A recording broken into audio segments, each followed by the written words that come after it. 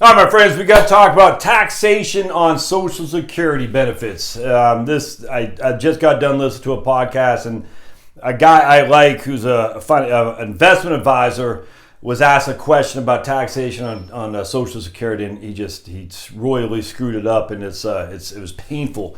It's like cringing. It was like listening to a Kamala Harris laugh. I was like, oh, make it stop. I'll do anything. So let's dive into this. Hopefully I get a little bit of a glare there from that window. It should be all right. Let's see here. I'll tell you what. Yeah, we should be all right. All right, so let's dive into this. So we're going to do a couple things. We're going to be married first and foremost, married filing jointly. We got $40,000 in Social Security, and we got $20,000 IRA distribution. All right. And then we're going to do it differently to show you the benefit of waiting to take Social Security later on.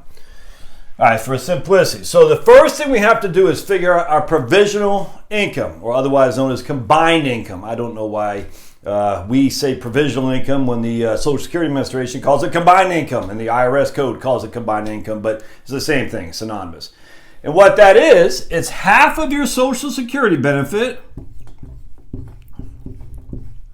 plus your other income. And the point about this is to see how much of your Social Security benefit is subject to taxation. Remember, this is a Texas two-step. All right, we got step one. We got to figure out how much of your Social Security benefit is subject to taxation. Step two, how much of your income is taxable. All right, so that's what we're going to find. So two-step, Texas two-step, jab, jab, hook. All right. So our provisional income in this regard is $40,000, but that doesn't solve the question. We still got to figure out of that provisional income, how much of our Social Security is subject to taxation.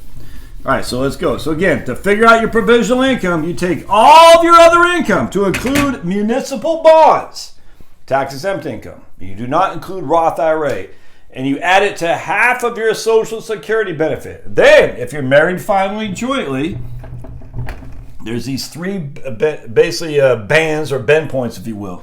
0 to 32. None of that is subject to taxation. Remember, we got $40,000 up here is our combined income. 32 to 44. 50% of that amount is subject to taxation. All right, so we know, we'll just keep going. And anything over 44, 85% of that is subject to taxation. All right, so in this case, we got 32,000 there's nothing there. All right, so 32,000 minus 40,000 minus 32 leaves us $8,000, which is right here. So $8,000, and that half of 8,000 is $4,000. 50% of 8,000 is $4,000. So in this regard, we have $4,000 is subject to taxation of our $40,000 Social Security benefit. All right. So remember, we took our half of our Social Security, added to, in this case, our IRA distribution. That gave us provisional income of $40,000, or combined income.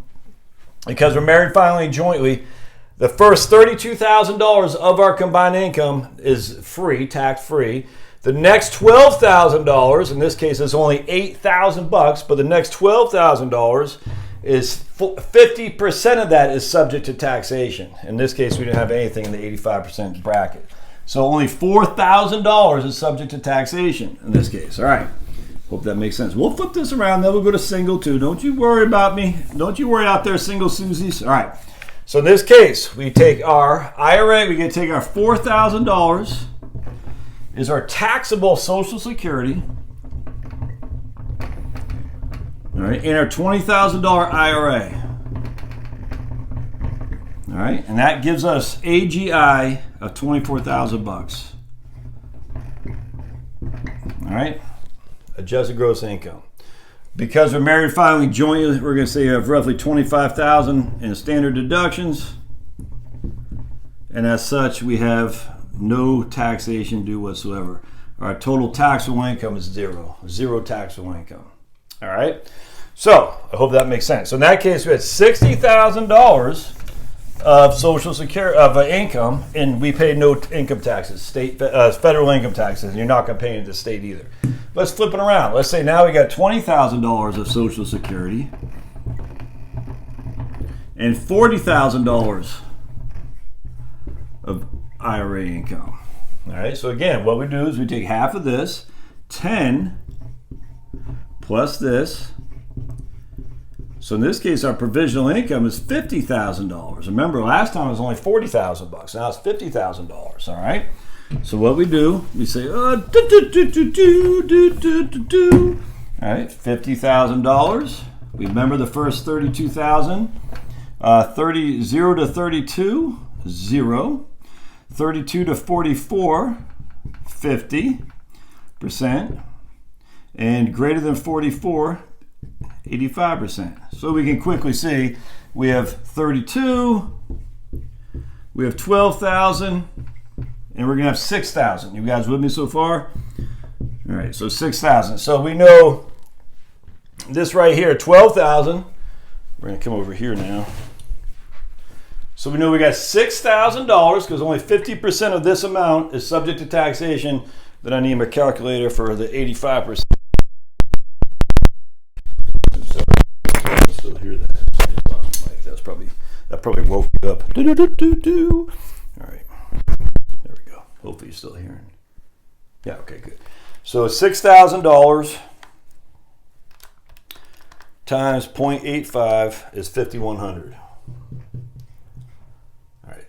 So far so good. So let's put these back here. That's gonna be $11,100.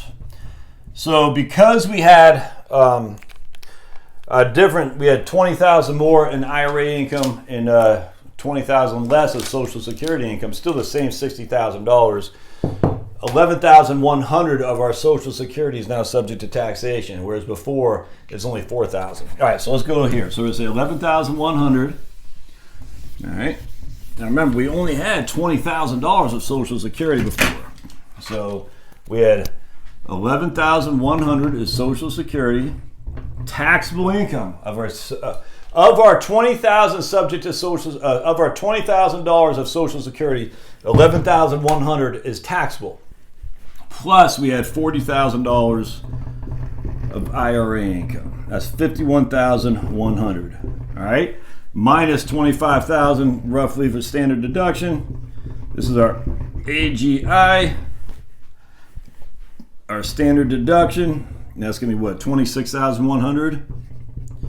All right, roughly the first 10,000 is taxed at 10%,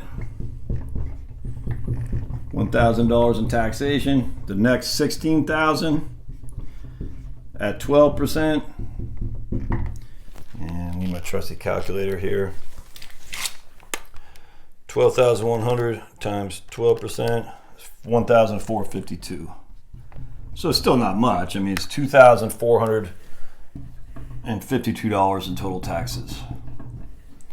So, I mean, it's, you're not getting killed here, but $2,452 relative to what was previously tax-free.